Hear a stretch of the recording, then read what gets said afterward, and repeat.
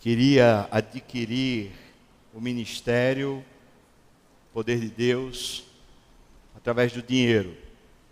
Nós vamos ler essa história com bastante cuidado, pensando nas palavras da Bíblia, a fim de que o Senhor possa nos direcionar a toda a verdade. Hoje é um dia tão especial para cá, para a gente, para esse culto. Nós vamos ter ordenação de alguns líderes que foram eleitos agora na última Assembleia da Igreja. Estamos felizes com esse movimento do Senhor. Também vamos dar posse a alguns desses que foram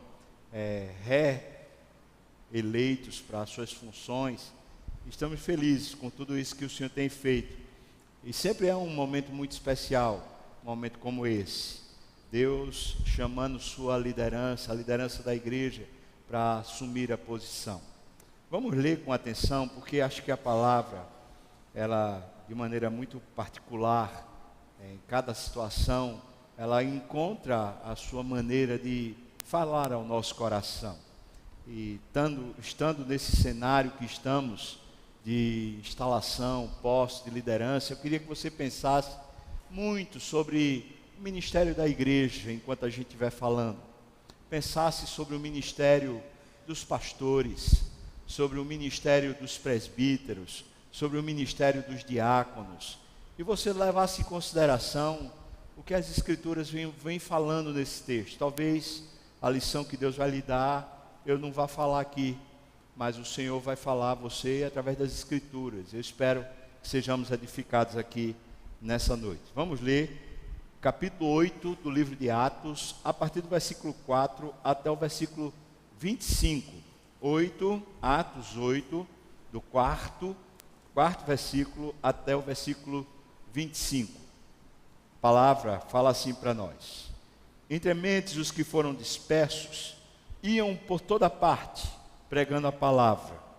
Filipe, descendo à cidade de Samaria, anunciava-lhes a Cristo. As multidões atendiam unânimes às coisas que Filipe dizia, ouvindo-as e vendo os sinais que Filipe operava. Pois os espíritos imundos de muitos possessos saíam gritando em alta voz, e também muitos paralíticos e coxos foram curados. E houve grande alegria naquela cidade. Ora, havia certo homem chamado Simão, que ali praticava a mágica, iludindo o povo de Samaria, insinuando ser ele grande vulto, ao qual todos davam ouvidos, do menor ao maior, dizendo: Este homem é o poder de Deus, chamando-o de o grande poder. Aderiram a ele porque havia muito os iludira com mágicas. Quando, porém, deram crédito a Filipe, que os evangelizava a respeito do reino de Deus e do nome de Jesus Cristo, iam sendo batizados, assim homens como mulheres. O próprio Simão abraçou a fé e, tendo sido batizado, acompanhava Filipe de perto, observando extasiado os sinais e grandes milagres praticados. Ouvindo os apóstolos que estavam em Jerusalém, que lá em Samaria receberam a palavra de Deus, enviaram-lhe Pedro e João, os quais, descendo para lá, oraram por eles, para que recebessem o Espírito Santo, porquanto não havia ainda descido sobre nenhum deles, mas somente haviam sido batizados em o nome do Senhor Jesus. Então lhes impunham as mãos e recebiam estes o Espírito Santo. Vendo, porém, Simão que pelo fato de imporem os apóstolos as mãos era concedido o Espírito Santo, ofereceu-lhes dinheiro, propondo: Concedei-me também a mim esse poder, para aquele sobre quem eu impuser as mãos receba o Espírito Santo. Pedro, porém, lhe respondeu: O teu dinheiro seja para contigo, para a perdição, pois julgaste adquirir por meio dele o dom de Deus. Simão, não tens parte nem sorte nesse ministério, porque o teu coração não é reto diante de Deus. Arrepende-te, pois, da tua maldade, e roga ao Senhor talvez que te seja perdoado o intento do coração. Pois eu vejo que tu estás em fel de amargura e laço de iniquidade. Respondendo, porém, Simão lhes pediu: rogai por mim, vós, ao Senhor, para que nada do que disseste sobrevenha a mim. Eles, porém, havendo testificado e falado a palavra do Senhor, voltaram para Jerusalém e evangelizavam muitas aldeias dos samaritanos. Vamos orar, irmãos. Ó Deus, por favor, torna clara a tua voz, mais do que qualquer voz. E ainda, Senhor, que o nosso coração esteja assim relutante, reticente. Eu queria pedir ao Senhor que, conforme as tuas escrituras, o Senhor alcance o intento do Senhor essa noite, que a tua palavra não volte vazia, Pai. Tem misericórdia de mim. Como posso explicar a tua palavra, Senhor, se não por meio do teu Espírito? Por isso eu me coloco, Pai, na dependência e te peço que, se quiseres, o Senhor me use para a tua glória, no nome de Jesus. Amém e amém. Existe um fato nesse texto que é o fato assim que normalmente as pessoas vão ao texto para tentar entender, que é o batismo com o Espírito Santo, que acontece depois de uma possível conversão e um possível batismo. Bom, nós somos presbiterianos. A nossa doutrina entende pelas Escrituras que nós, quando somos salvos, de fato, o Espírito Santo vem habitar em nós. E nós entendemos que esse é o batismo com o Espírito Santo. Portanto, eu não quero nem entrar nessa questão, porque não seria de fato o objetivo, o alvo dessa meditação nessa noite. Só quero fazer essa ressalva para que você saiba que provavelmente o que aconteceu quando Filipe pregava e evangelizava foram conversões a Jesus, mas ainda sem um despertar interno que só o Espírito Santo pode vir quando ele convence a pessoa do pecado, da justiça e do juízo. Mas eu não posso entrar nesses pormenores agora, porque além de ser uma questão muito polêmica, não é essencialmente o alvo da nossa meditação. Nós estamos olhando para esse texto para ver basicamente dois movimentos que estão acontecendo. O primeiro movimento é um movimento da igreja. A igreja foi dispersa. A obra da dispersão foi uma perseguição instaurada por Roma, instaurada também pelos judeus. Essa perseguição sobre a igreja poderia ser vista como sendo uma ação meramente humana e, portanto, a gente diria assim, a igreja está sofrendo.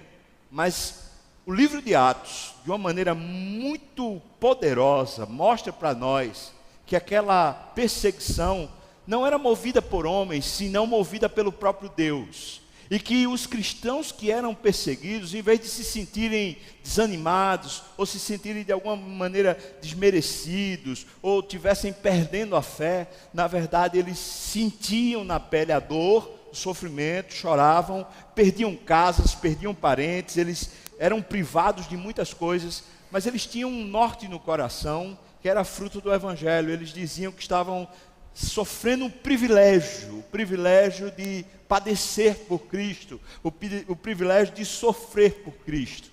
E quando houve essa dispersão como alvo da perseguição, os cristãos viviam de tal maneira que aonde eles estivessem, fosse na própria casa onde já moravam desde o nascimento, ou fosse numa nova cidade que eles estivessem indo por causa da perseguição, esses cristãos, eles se relacionavam com as pessoas da sociedade de uma forma evangelizadora. Eu queria destacar isso como sendo esse movimento da igreja.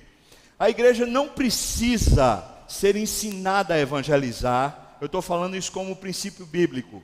Ela não precisa ser ensinada a evangelizar e não precisa ser mobilizada a evangelizar. Qualquer cristão que esteja vivendo no fluir do Espírito, no movimento do Espírito, vive uma vida de evangelização.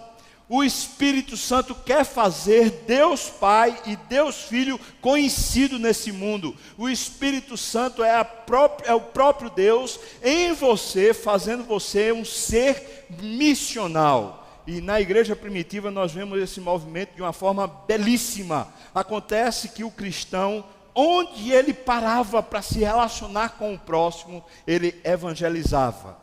Não eram as 4 leis do evangelho, não eram as 4 cores da salvação, não tinha essas regras, era um relacionamento onde a pessoa que convivia com o cristão aprendia sobre Cristo, porque nós não podemos parar de falar daquilo que inebria a nossa alma, daquilo que enche o nosso coração. Não dá para conviver, seja lá com quem for, e numa hora ou noutra a gente não dizer, é porque eu tenho Jesus, é porque eu amo Jesus. Aí a pessoa diz assim, então tu é crente? E você diz, eu sou mais do que crente, eu sou entregue, eu amo, eu sou apaixonado por Deus. E a pessoa que está no caos, a pessoa que está no mundo, a pessoa que está nas trevas, quando olha para um cristão apaixonado por Cristo, ele diz, como eu faço para ter esse negócio? O que é que você tem que eu não tenho? Por favor, me ensina, me mostra. O fato é que os cristãos, sejam lá na igreja primitiva, seja no século que a gente vive, pessoas que vivem pelo Espírito, pessoas que são tomadas pela verdade de Deus, elas são contagiantes, elas, mesmo quando não querem, elas estão evangelizando, elas estão falando de Deus, e não precisa ser através de movimentos de igreja, não precisa ser através de programas evangelísticos, não precisa ser através de atividades. Com isso, eu não estou dizendo que não podemos tê-las, mas o que eu estou dizendo é que não precisa haver nada disso, porque é simples como isso.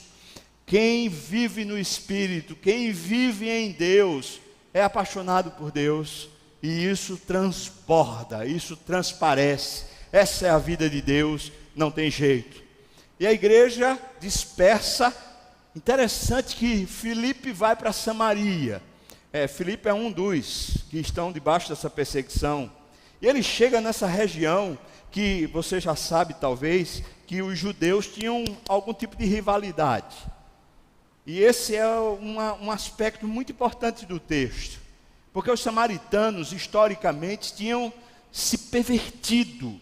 Os samaritanos, eles tinham uma raiz judaica, mas na verdade eles eram filhos de Israel, eles eram filhos da tribo do norte. E depois que a Assíria entrou e tomou-os, levou-os num movimento de prisão, eles terminaram se misturando, e houve um misticismo, e houve um sincretismo, e eles terminaram tentando fazer uma síntese entre a palavra de Deus e os conceitos da cultura. E à medida que eles começaram a fazer a síntese entre a cultura prevalente e a palavra de Deus, eles começaram a ter uma espécie de, vou chamar evangelho, só para contextualizar, uma espécie de evangelho que não salgava nem sequer a alma, uma espécie de evangelho que não tinha piedade, não tinha amor, não tinha devoção a Deus, não tinha vida com Deus. Era um evangelho só para dizer que é aquilo chamado de cristão nominal, seja católico, seja crente, seja evangélico, aquela coisa nominal. Eu nasci, eu conheço a história, eu sei quem é Jesus, mas isso não faz nada, não mexe em nada. Os samaritanos eram mais ou menos isso. Eram uma espécie de judeus nominais. Aqueles que não praticavam mais nada, não criam, não tinham essência. Eles sabiam da história, eles reconheciam a história, e eles tinham tentado fazer esse sincretismo, essa mistura de ideias entre a religião que eles tinham anteriormente, o judaísmo, e a cultura e os deuses da sociedade, a fim de fazer essa aliança, essa conjunção de fatores. É óbvio que os judeus que permaneceram na tribo de Judá, na região sul, que sofreram na Babilônia, que depois voltaram, que permaneceram fiel à aliança e permaneceram fiel às escrituras, é óbvio que esse povo, ele ficou recalcado com o samaritano. Eles pensavam assim, eles são um bando de infiel, eles estão querendo se chamar de judeus, eles não são judeus, porque eles são infiéis. E então daí tem uma rivalidade, porque os judeus consideravam os samaritanos como sendo gentios, como pessoas que ímpios, pessoas que não conheciam nada de Deus. Mas os samaritanos consideravam como se fosse uma espécie de classe mais evoluída, tipo assim, a gente crê nesse negócio aí, só que a gente está assim, num novo tempo, um novo momento. A gente agora vive um outro tipo de visão. Então, vamos lá. É mais ou menos isso, irmãos, que está acontecendo de uma coisa e outra. E Filipe é usado por Deus para ir em direção a essa terra. E quando ele chega lá, ele encontra um povo carente do Evangelho. E ele prega Jesus. E é bonito ver isso, porque Filipe faz sinais, faz prodígios, faz maravilhas. O povo fica chocado, olha e fala, mas veja que o texto faz questão de destacar que ele pregava Jesus. O ponto de Filipe era Jesus, o interesse de Filipe era Jesus. Onde ele queria chegar no coração das pessoas não era no bem-estar emocional e físico daquelas pessoas que estavam sendo restauradas, mas que elas viessem até Jesus. Os endemoniados eram libertos, é verdade. Pessoas eram curadas, coxos passavam a andar, tudo isso é verdade. No entanto, o alvo, o foco era que Jesus fosse proclamado. Não era simplesmente que a pessoa que era endemoniada, agora ela ficasse liberta. Ah, que bom, a pessoa endemoniada ficou liberta. Conheceu Jesus? Não conheceu, mas está liberta. Adianta? Até que ponto adianta se a própria Bíblia diz que 7 espíritos piores virão tomar conta daquela casa? Será que a gente fez um serviço ou fez um desserviço? A pessoa era coxa, era aleijada, tá bom. Veja só, uma pessoa que é coxa, que é aleijada, naquela sociedade, naquela época, ela vivia em função do aleijão dela. Ela vivia como um pedinte e ela suportava a sua existência através desse emprego de pedinte. E às vezes tinha até uma boa renda. Agora a pessoa foi curada, mas não conheceu Jesus. Será que a pessoa realmente agora vai ter condição emocional, social, de conviver com um novo fato onde ela está desempregada e ela não sabe mais o que fazer com a própria vida? O fato é que o próprio Jesus, quando curava um coxo, um cego, ele antes perguntava: o que é que tu queres de mim? Ou então ele perguntava: queres ficar curado? Porque Jesus sempre que curava, ele falava assim: perdoados estão os seus pecados. Porque Jesus veio resgatar a pessoa por inteiro, e não apenas o corpo, o bem-estar, a alma do indivíduo. Veio resgatar por completo. E o fato de conhecer Jesus como seu Salvador e Senhor transforma o indivíduo por completo. Essa é a essência do Evangelho, irmão. Essa é a essência da missão. Não existe missão da igreja onde Cristo não é só encarnado, onde Cristo é a essência da pregação. A gente levar donativos, levar bem-estar para as pessoas e não levar Cristo. Até que ponto isso é missão? Até que ponto isso é chamado de vocação da igreja? Eu tenho minhas dúvidas e tenho minhas sérias críticas a respeito desse tipo de movimento, porque não se estabelece biblicamente. A igreja está indo debaixo de perseguição, é bem verdade. Eu poderia discutir aqui com você sobre, então a perseguição era para poder eles se dispersarem, porque senão eles não se dispersariam. Será? Eu não sei. Eu sei que esse povo vive pelo fluir, pelo vento do Espírito, e eles estão indo e agora chegaram em Samaria. E quando chegaram em Samaria, pessoas que se converteram, elas foram batizadas. Esse é o movimento da igreja. E esse é o movimento que Jesus ensinou aos discípulos.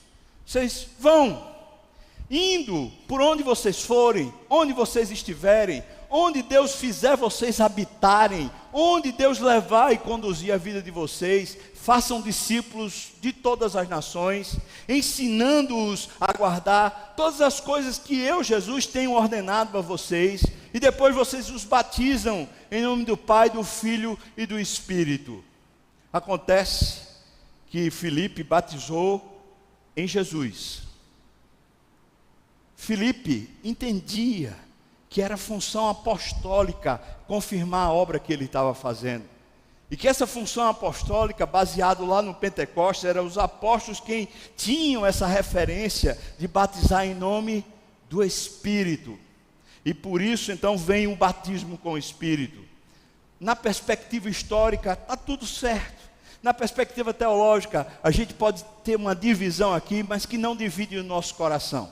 e que não divide a nossa relação com pessoas que porventura sejam pentecostais, que acreditam na segunda unção, que acreditam no movimento pentecostal de segunda unção, desde que de fato vivam apaixonadas por Deus e tenham a sua vida não preciosas para si mesmo, mas a vida para a glória de Deus, desde que tenham a cruz como símbolo da sua redenção, desde que sejam pessoas que vivam realmente penitentes, dependentes do Senhor, elas têm plena comunhão conosco, presbiterianos. E quem fala isso não só sou eu, é a própria igreja. Esse é o movimento da igreja que encontramos no texto. É lindo. A igreja salgando a terra. A igreja existe para isso. Por isso, irmão, nesse primeiro momento, entendendo o texto, perceba, não é questão da igreja fazer, mas é de cada um de nós, onde estivermos, sermos o que de fato Deus nos fez ser. Deus nos fez ser a imagem e semelhança do Filho. Deus nos fez ser cristãos, a representação física, palpável de Jesus na terra. Nós somos o corpo de Cristo, nós somos as mãos de Cristo, nós somos os pés, nós somos a voz de Cristo, nós somos o abraço de Cristo, nós somos a pessoa que representa, vamos dizer assim, nós somos a imagem visível dele. E em assim sendo, onde estivermos, a nossa fala, a nossa conduta, o nosso abraço, é para Ele, é com Ele, é guiado para Ele, é em função dEle. Isso é uma vida evangélica. Essa é a vida que se chama hoje de missional, que se chamou no passado de missionária, mas que se chama na Bíblia de cristã. Vida cristã, a vida com Deus, a vida na dependência do Espírito, iluminando, salgando, fazendo diferença na terra, não por causa de movimentos, mas por causa de uma essência, mas por causa de uma presença, Deus conosco, nos enchendo de alegria e poder, e suscitando em nós sabedoria suficiente para discernir espíritos, para falar com autoridade, para emudecer, para se humilhar, para servir, fazer diferença. Você vive assim? Vive fluindo pelo Espírito, deixando o próprio Espírito Santo lhe conduzir. Pessoas conhecem Jesus por seu intermédio. Eu sempre digo que, a meu ver, a melhor maneira de você fazer isso é convidar as pessoas para estudarem a Bíblia. E quando eu digo isso, vez por outra, uma pessoa pergunta assim: mas que livro eu devo começar? O livro que você estiver lendo. Se você estiver lendo Jó, comece por Jó. Se você estiver lendo João, comece por João. Se você estiver lendo Gênesis, comece por Gênesis. Se for Apocalipse, começa por Apocalipse. Começa por onde tu já estás. E segue na dependência do Espírito, porque Deus te guiará. Mas se você não tiver encanto nenhum dos livros da Bíblia, você tem devoção nem leitura, então eu queria chamar você para isso. Vida espiritual é isso, é se alimentar em Deus, é gozar a sua presença, é desfrutar esse poder, é saber que isso é real, e à medida que provamos, isso nos impulsiona em direção à terra. Mas a segunda parte do texto é esse personagem Simão. Simão é samaritano, mágico, ilusionista. E ele faz questão de figurar, através das suas ilusões e manipulações, como sendo o poder de Deus. Eu queria que você percebesse o quanto pessoas que, estou falando dos samaritanos, o quanto pessoas que tentaram fazer a síntese entre o Evangelho, a palavra de Deus e a cultura, o quanto elas ficam reféns de ilusões, de parafernálias, sabe, fictícias que engendram a mente da gente e a gente fica refém.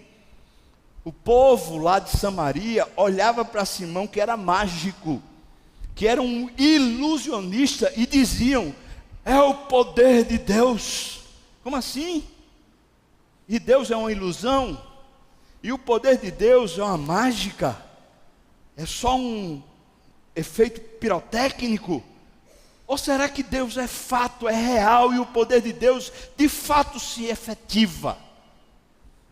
Será que quando eu oro por uma pessoa que está doente, será que de fato Deus ouve? Será que Deus, pelo seu Espírito, de fato conforta o aflito?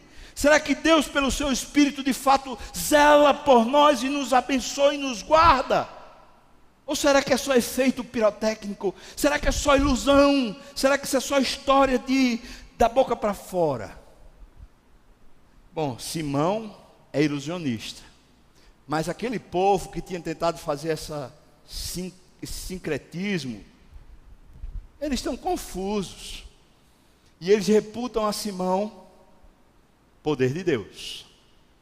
O grande poder. Mas o próprio Simão sabe. E eu gosto da honestidade de Simão. Porque quando ele vê Felipe, ele fala assim, esse negócio aí eu não tenho não. Porque esse cara não está fazendo ilusão não. Esse cara está manifestando um negócio real. Felipe está curando, Felipe está libertando pessoas. E então, Simão, o texto usa essa expressão, irmão, abraça a fé. Eu queria usar uma expressão mais nossa, mais moderna. Você já ouviu falar do amigo do evangelho? Pessoa que vai para a igreja, pessoa que deixa a família toda ir para a igreja, pessoa que gosta que tem um culto lá na sua casa. Ela só não conhece, mas ela gosta desse negócio todo. Já ouviu pessoas assim? O texto diz para nós que Simão abraçou a fé e foi batizado no nome de Jesus. É interessante, eu queria que você discernisse isso. O texto não diz que ele se converteu, diz que ele abraçou a fé. E eu queria que você percebesse isso. Há uma diferença, e essa diferença só pode ser, de alguma maneira, entendida, discernida, no coração. Até que ponto Deus realmente veio habitar em nós e nos enche, ou até que ponto a gente só sabe das coisas e a gente gosta. Por exemplo, eu me preocupo quando pai, mãe, assim, de crianças pequenas falam assim, eu estou procurando uma igreja para poder cuidar dos meus filhos, para ensinar o evangelho para elas. Eu fico com uma pulga atrás da orelha. Eu fico pensando assim, o que é que ele quer? O que é que ela quer? Será que essa pessoa entendeu que a vida de Deus acontece dentro da igreja, mas acontece fora da igreja? Na própria casa, na própria vida, no coração? Eu fico preocupado quando as pessoas se acham crentes, quando elas vêm se batizar. Teve uma vez aqui na igreja mesmo, uma pessoa que quando foi batizada, foi por mim inclusive batizada, quando foi batizada a pessoa, depois que me abraçou aqui, falou assim no meu ouvido, muito emocionada, falou assim, agora eu sei que sou crente. Eu falei, misericórdia, meu Deus, será que sabe mesmo? Porque teve uma emoção forte, porque o negócio foi bom. Será que você é crente porque você foi batizado? Ou será que você de fato é crente e por isso foi batizado?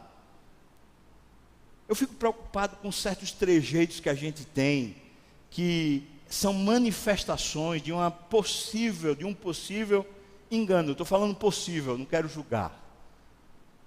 Veja, Simão abraça. Esse negócio é bom, esse negócio é diferente, isso aqui não é ilusão não, esse negócio aqui é de verdade. E ele fica animado. Agora, o negócio aqui agora vai bombar. Vamos lá. De repente chega Pedro e João, apóstolos. Eles não são fiscais. Eles não têm interesse nenhum em fiscalizar ninguém. Eles vêm para derramar mais bênçãos sobre aquela comunidade. Eles vêm como liderança, como autoridade de Deus, para confirmar a obra do próprio Deus. Esses homens são sinais visíveis da presença do Espírito. E eles vêm para confirmar a obra que Deus está operando naquela cidade, na cidade de Samaria. E quando eles chegam, eles começam a orar. E o Espírito Santo vai confirmando a obra de salvação nas pessoas. Incrivelmente, Simão não se confirma. Ou seja, quando a coisa anda um pouco mais, a gente percebe que o que tinha havido com Simão ainda não tinha sido uma verdadeira salvação. Eu não sei se Simão foi salvo, ninguém vai saber. Mas a coisa não se confirma, sabe por quê? Porque quando Simão vê a postura de Pedro e de João, pode ter certeza, irmão, eles não eram homens esnobes, arrogantes, cheios de si, mas eram homens piedosos, servos. E eles chegam ali, começam a servir, orando, impondo as mãos, e o Espírito Santo vai confirmando a obra. Nesse processo, Simão busca Pedro em particular e fala assim: quanto custa? Eu estou vendo que o negócio aí é bom. Eu não preciso mais nem fingir, eu não preciso nem fazer ilusão mais. Quanto custa para eu ter um ministério? Quanto custa para eu ter esse poder? Quanto custa? Essa expressão de Simão foi traduzida na história da igreja como simonia. Pagar para ter coisas de Deus, pagar para ter um ministério, pagar para ter alguma condição privilegiada no meio da igreja. Simão é a primeira expressão visível disso, mas não é a única. Se você abrisse sua Bíblia lá em 1 Timóteo capítulo 6, ou seja, muitos anos depois desse episódio de Simão, você vai encontrar que na igreja daquela época já estava cheia de obreiros que estavam atrás do ministério por causa de questão financeira. E o texto lá de Timóteo fala assim: de fato, pode dar dinheiro, porque as pessoas se iludem. Eu queria que você pensasse nisso. Aqui na igreja, você pode ter uma ilusão a meu respeito. Você pode ter uma ilusão a respeito dos pastores. Isso é muito perigoso. Você pode ter uma ilusão a respeito dos presbíteros, dos diáconos. Assim como em qualquer igreja, você pode ter uma ilusão a respeito dos homens que estão lá oficiando. Você pode reputar a nós aquilo que... O som? Alô, som? Reputar a nós aquilo que nós não temos. Pode achar que é de nós que vem alguma coisa. E pode esperar da liderança aquilo que só Deus pode dar. E Ele pode dar por meio da liderança, mas não necessariamente através dela. Entender e discernir liderança no corpo de Cristo é sempre um exercício que a gente precisa fazer com muito cuidado, meticulosamente, à luz das Escrituras. Porque pessoas que são ungidas por Deus para determinadas funções, elas recebem sim de Deus uma unção especial para fazerem aquela função. Mas preste atenção, irmão. A unção de Deus é para fazer aquela função, não porque a pessoa é melhor, ou maior, ou especial. Não me confunda, nem confunda ninguém que é líder na igreja. Não tenho absolutamente, nem eu, nem nenhum dos pastores, nem nenhum dos pastores que você conhecer ao redor da terra. Não temos nenhuma espiritualidade a mais do que você.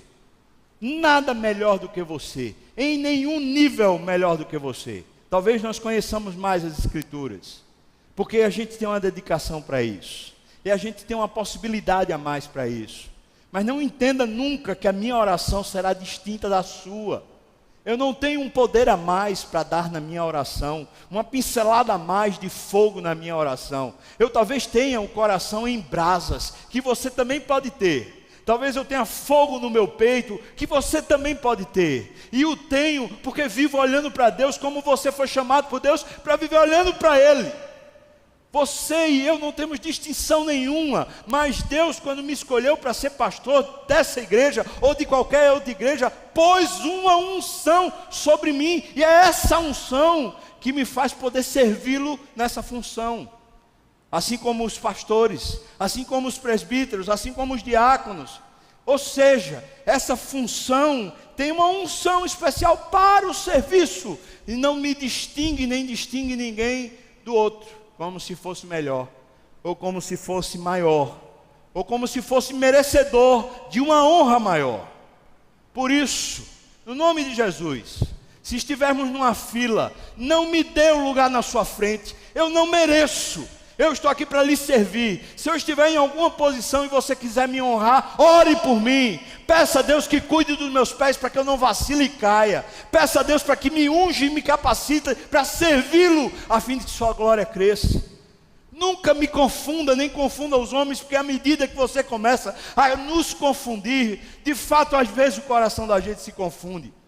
De fato, às vezes a gente vai terminar caindo num invólucro, num emaranhado, onde a gente termina se perdendo. Sou filho de Deus e essa é a minha maior herança, meu maior privilégio, esse é o meu maior status. Eu fui chamado para ser servo, assim como você, e esse é o nosso grande destino, servirmos a Deus. Então vamos viver assim. A minha unção é de pastor. É por isso que eu tenho um dom. Perceba, a palavra dom quer dizer me foi dado. Eu não fiz por merecer. Os presbíteros que foram eleitos, hoje eles serão ungidos.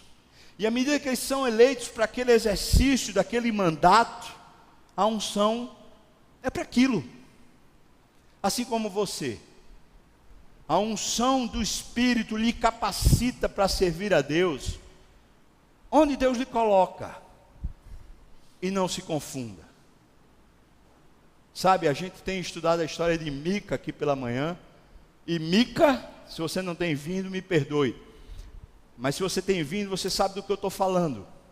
Mica, ele pagava um sacerdote particular, para ter algum tipo de privilégio diante de Deus. E muitas igrejas fazem isso. Dão regalos aos seus pastores, dão regalos aos seus obreiros, dão regalos porque querem de alguma maneira ter algum prestígio a mais com Deus, achando que o pastor é quem traz o prestígio. Quem traz prestígio é o próprio Espírito Santo que honra. Ele honra porque assim ele disse que faria. Ele honra a noiva de Cristo, ele honra a pessoa bendita de Cristo que habita em você, ele honra o ministério de Deus que é feito por seu intermédio, ele abençoa você com fogo e com poder. Simão discerne nada disso. Simão olha e fala, acho que esse negócio funciona através de força humana. Eu vou dar dinheiro, eu tenho dinheiro. É o que eu tenho riqueza. Pedro, me dá aí um negocinho desse aí. E Pedro traz umas palavras duríssimas. E nesse ponto aqui, eu preciso confessar minha covardia. Muitas vezes eu não tenho coragem de confrontar pessoas na dimensão que Pedro confronta. De chegar discernindo pelo Espírito Santo o que está passando no coração. E quando Pedro olha para Simão, diz assim: Simão, você está em fel de amargura, é o diabo que está enchendo o seu coração, Simão, você está condenado ao inferno desse jeito. Como é que você pensa que é pelo seu poder, pelo seu status, pela sua riqueza, pelo que você tem para dar, que Deus vai lhe capacitar? Que palavra confrontadora, poderosa e abençoadora que Pedro traz para Simão. Simão, você está condenado ao inferno, porque você julgou que as coisas de Deus funcionam a partir das maracutaias humanas, dos engendramentos humanos. Eu vou dizer para você, irmão, preste bem atenção, qualquer um de nós pode cair no engodo de Simão e começar a engendrar para poder se dar bem dentro de igrejas. Eu vou ser amigo de fulano, eu vou vou articular ali, eu vou falar com falta, vou fazer assim, fazer assado. E vai articulando as manobras para poder ter status, ter poder.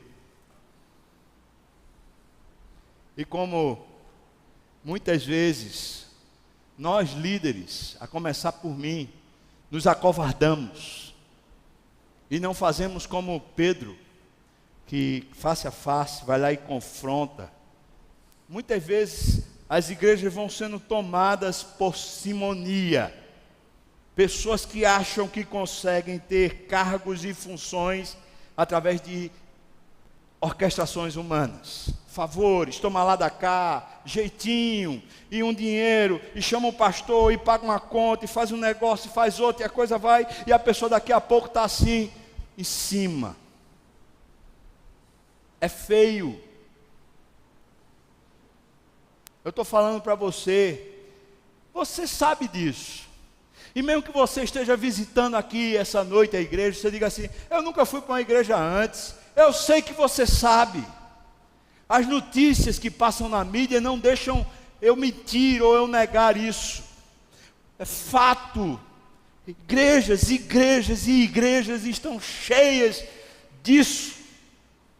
Dessa maldição, desse engendramento humano, dessa troca de poderes e favores, dessa coisa maliciosa, perniciosa, destruidora, onde o Espírito Santo não tem mais oportunidade nenhuma de agir, não tem mais oportunidade nenhuma de encher, de tocar fogo no coração, porque as pessoas estão fadadas e vendidas. Uma espiritualidade que não é fruto do poder do Espírito, é uma espiritualidade que é fruto de manobras, de conquistas, de artefatos humanos. E você que é macaco velho de igreja, desculpa a expressão, esteja alerta, porque talvez você esteja insatisfeito, porque você não está recebendo aquele tipo de coisa que você queria. Aí você pensa assim, mas o meu dízimo é grande, mas eu sou importante, mas eu sou não sei o que lá, e você quer ter um status por causa disso, e não por causa do Espírito. Você que está muito tempo na igreja, acorda! É a unção do Espírito que você precisa ter. É o poder do alto que deve encher seu coração. E você deveria estar buscando a Deus, porque você foi feito para isso. Não deveria estar tentando, ou insatisfeito, ou briguento, ou rilhento, ou falando mal, ou contendendo, como se fosse por esses processos que a gente conseguisse alguma coisa de Deus e para Deus. Simão mostra para a gente, é como se Simão, essa história de Simão, nos desse uma oportunidade como igreja cristã de qualquer época. É como se essa história desse uma oportunidade de abrir uma janela espiritual, e a gente sai da história visível pelos homens, e a gente entra na história obscura, a história do coração humano. E quando a gente entra na história do coração humano, através dessa janela que Pedro abre, a gente vê o lado podre. Eu digo para você, irmão, eu falo com tanta veemência, porque é uma das coisas que eu mais odeio dentro de igreja. É politicagem, é troca de favor, é engendramentos humanos, é articulações. Essas coisas doem na minha alma. Mas eu falo para você, e eu falo isso assim, discernido pelo Espírito. Ore por mim, porque eu não estou alheio, ou não estou impossível de cair nessas mesmas ciladas do maligno. Guarde-me nas suas orações. Me sustente através das suas orações. Mas preste atenção, eu não sou nem melhor nem maior do que você. Nem os pastores, nem os presbíteros, nem os diáconos. Viva no poder do Espírito. Viva debaixo da unção. E a unção do Espírito vem para você no ato da sua salvação. E você vive ela plenamente à medida que você deixa o Espírito Santo lhe conduzir. Se você quiser chamar isso de plenitude do Espírito, chame de plenitude do Espírito. Se você quiser chamar isso de segundo batismo, chame de segundo batismo. Se você quiser chamar isso de segunda unção, chame de segunda unção. Se você quiser chamar isso de batismo com o Espírito Santo, chame de batismo com o Espírito Santo. A nomenclatura não tem muito significado, mas tem significado sim. A vida no poder de Deus, que foi dada para mim e para você. Felipe mostra isso para nós. Felipe não é apóstolo. E Felipe vive no poder do Espírito. Eu e você podemos viver no poder do Espírito. Amém, irmão? O que é que você acha? Depois de ouvir isso, perguntas que precisam ser feitas a fim da gente se revelar aqui.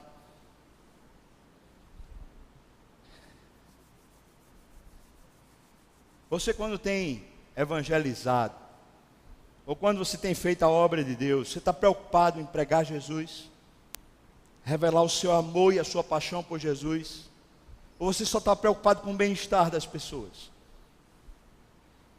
Perguntas que precisam ser feitas à luz do texto. Você tem dado espaço para o Espírito Santo agir, ungir, lhe guiar? Perguntas que precisam ser feitas por causa do texto. Você tem caído nessa esparrela da simonia, de articular, de manobrar, de fazer o jeitinho, a politicagem, o jogo sujo para tentar adquirir o seu espaço, o seu poder, o seu ministério? Perguntas que precisam ser respondidas por causa do texto. Você é crente?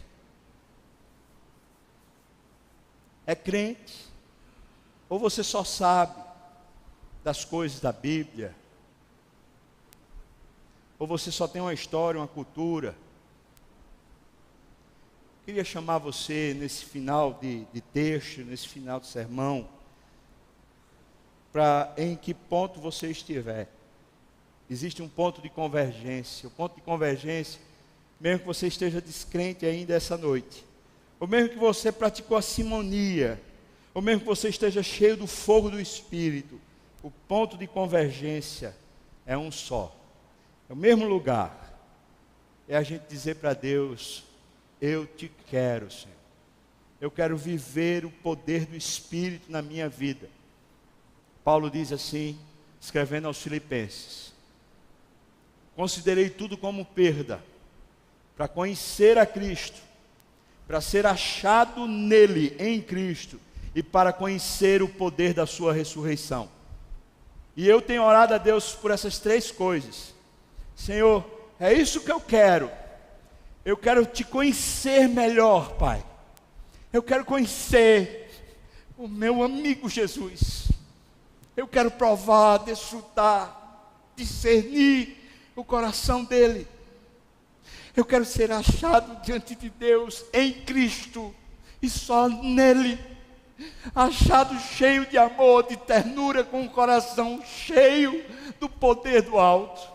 Eu quero conhecer o poder da ressurreição, que me levante na hora do desânimo, que me ressuscite na hora que eu estiver pecando, que me traga fogo na hora que faltar. Eu quero conhecer como Paulo.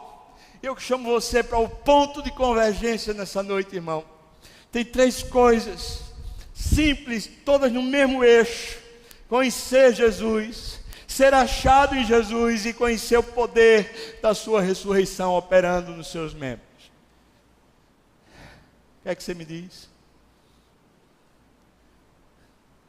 Vamos orar por isso? Vamos pedir isso? Vamos buscar isso? Vamos orar, irmãos? E se é isso que você está dizendo que quer também, como eu queria convidar você a ficar de pé, e a gente orar agora, dizendo: Senhor, é isso que eu quero, me ajuda a me converter nessa convergência, a ir nessa direção, a irmos juntos na direção do Senhor Jesus. Pedro disse para ele: Simão, ora por você, pede para que Deus não faça isso. E Simão disse assim: vocês aqui deviam orar por mim. Agora eu queria dizer para você, irmão, está na hora de você orar. Está na hora de você orar. E dizer para Deus: Senhor, eu quero esse fogo, eu quero essa presença, eu quero esse conhecimento do Senhor, eu quero, Senhor. Fala com Deus. Esse tempo é seu, fala com o Senhor, ora por Ele, ora por você, ora por isso.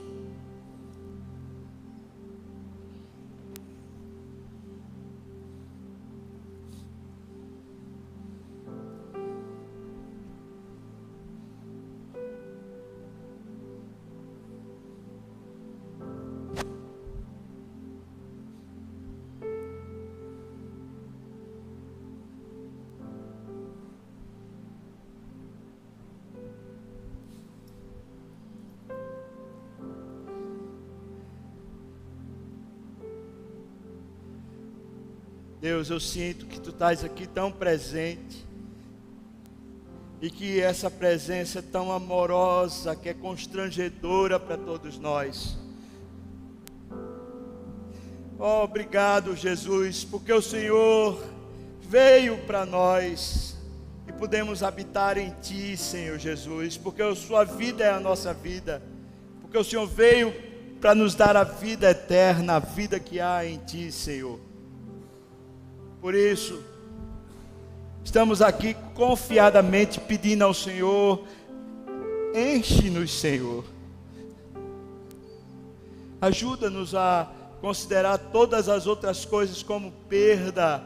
Ensina-nos a dar valor ao que de fato é valioso e a considerar como refúgio o que não vale.